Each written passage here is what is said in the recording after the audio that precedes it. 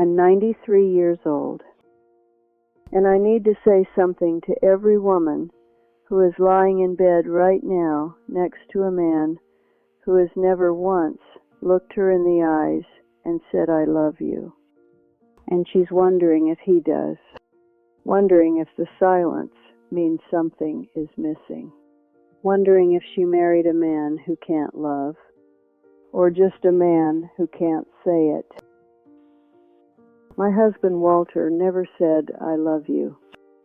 Not one time. 58 years of marriage. I counted. 0. He never said it on our wedding day. He never said it when our children were born. He never said it when I was sick. He never whispered it in the dark. He never wrote it in a card. The words "I love you" never left Walter's mouth in 58 years of breathing next to me. And I loved that man more than I have ever loved anything on this earth. And he loved me more than any woman has ever been loved. And I'm going to tell you how I know that without him ever saying those 3 words. When I was young, this tortured me. I need you to know that. I'm not going to pretend I was wise about it from the beginning. I was not. I was 24 years old, and my husband couldn't say, "I love you." And I cried about it in the bathroom for the first 5 years of our marriage. I thought something was wrong with him.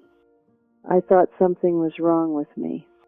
I thought maybe he married me because I was there, and it was time, and the farm needed a wife, and I was convenient. I asked him once, year 3, I said, "Walter, do you love me?" He looked at me like I'd asked him if the sky was blue, like the question made no sense. He said, "What kind of question is that?" And he walked out to the barn. That was his answer. What kind of question is that? I cried the rest of the afternoon. My grandmother was still alive then, 91 years old, married to my grandfather for 67 years before he died. I drove out to see her the next day. I told her what happened. I said, "Grandma, he won't say it. He can't say it. Does he love me or not?" She was sitting in her chair by the window. She looked at me and she said something I didn't understand until I was about 50. She said, "Betty, stop listening with your ears. Start watching with your eyes. Some men speak love out loud. Some men build it where you can see it, if you stop being deaf long enough to look." Stop being deaf long enough to look. That didn't make sense to me at 27. I wanted to hear it. I wanted the words, the actual words. 3 syllables. 1, love, you. Was that so much to ask? It took me 23 more years to understand what my grandmother meant. 23 years of watching Walter before I finally saw it. Here's what Walter said to me every single day instead of, "I love you." Every morning for 58 years, Walter woke up before me. Every morning. He went downstairs and he started the coffee, and he let the dog out, and he checked the weather.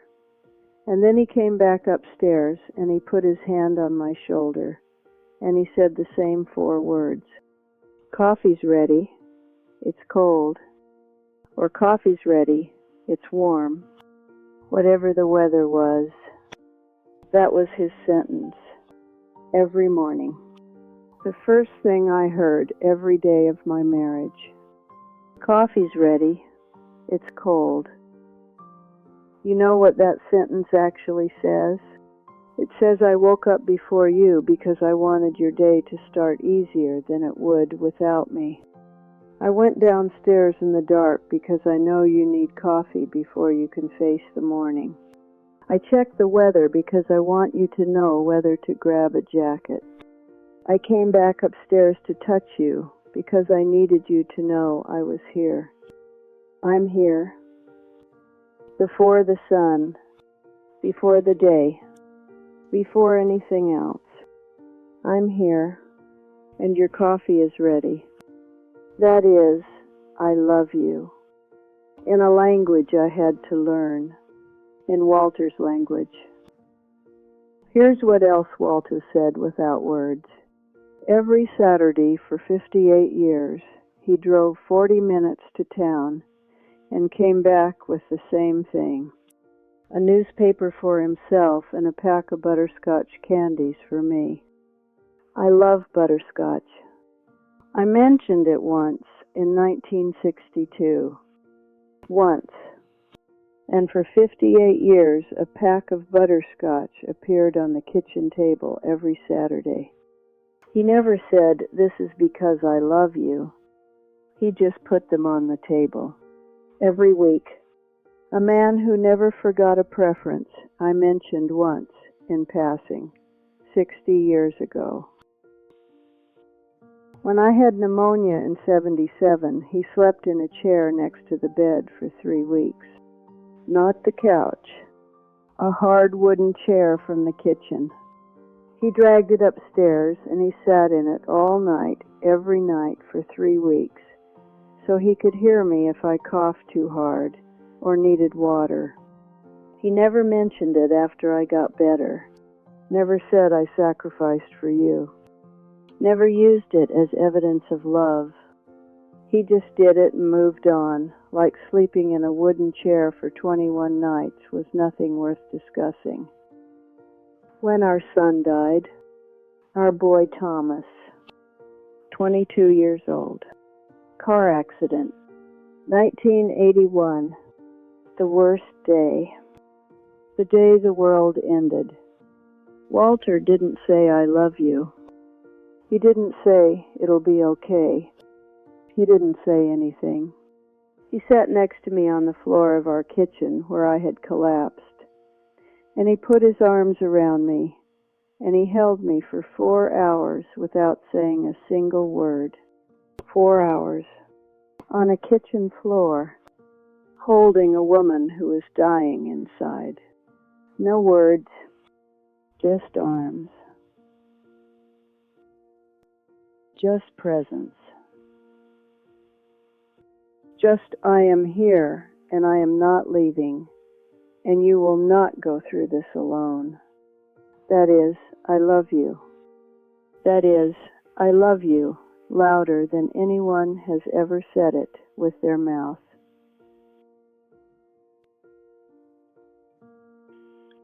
Walter built me a garden in 1986. I came home from work, and there it was, in the backyard. Raised beds, good soil. He'd planted tomatoes and cucumbers and sunflowers because I'd said 10 years earlier that I missed my mother's garden. 10 years, he remembered. He built it while I was at work. He never said surprise or I did this for you. I walked into the backyard and there it was, and he was in the barn. And I stood there crying next to a row of sunflowers, because my husband had been listening the entire time. He just didn't answer with words. He answered with wood and soil and seeds. I'm 93 now. Walter's been gone 4 years, and I keep a butterscotch candy in my pocket every day. I buy them myself now. Every Saturday I drive to town and I buy a pack, and I put them on the kitchen table, and I eat one, and I hear him. Not his voice, his love. The love that never made a sound, but was louder than anything I've ever heard. If your husband doesn't say, I love you, if he can't get the words out, if you're lying awake, wondering if the silence means absence, stop listening with your ears. Look. Does he make the coffee before you wake up? Does he check the weather so you know what to wear? Does he remember the small thing you said once, 10 years ago? Does he stay when it's hard? Does he show up when you're broken? Look, the love is there. It's in the coffee. It's in the butterscotch. It's in the chair next to the bed. It's in the garden he built while you were gone. It's everywhere. You just have to learn his language. I learned Walter's. It took me 23 years. But when I finally heard it, it was the loudest love I've ever known. And I hear it still. Every morning. Coffee's ready. It's cold.